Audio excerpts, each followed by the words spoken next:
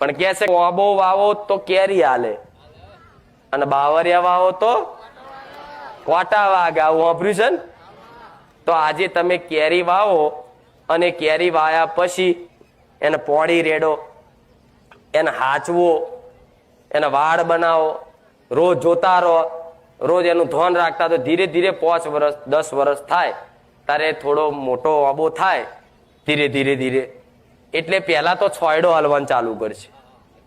એટલે એ રોપેલું તમારું, એ મહેનત કરેલું, એ કર્મ કરેલું ધીરે ધીરે 5 7 10 વર્ષમાં મોટું ઝાડ થયું ને એટલે છોયડો હાલવાનું ચાલુ કર્યું. એટલે એ જ ઝાડ નીચે તમે બેઠા થયા, તમને છોયડો એક મળ્યો.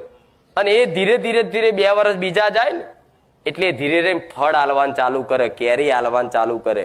પહેલા તો શાંતિથી તમે બેહો અને પછી કેરી આરામથી ખાઓ.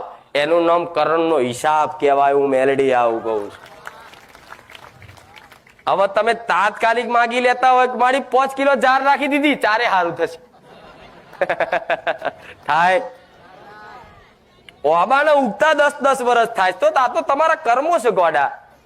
તાત્કાલિક હિસાબ મારી 25 કિલો ત્યાં ઝાડ નાખવાનું કીધું તું કે ગોગા મહારાજ માર્યા છે ભાઈ, એના નામથી 25 કિલો ઝાડ નાખી દે. 25 કિલો નાખી દેશે અને આવશે મારી 25 કિલો ઝાડ નાખી દીધી, પણ હજુ સારું નહીં થયું.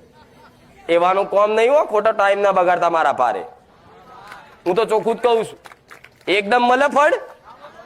આજે ગોટલી રોપી કાલ કેરી જોઈએ. ધીરે ધીરે મળે તો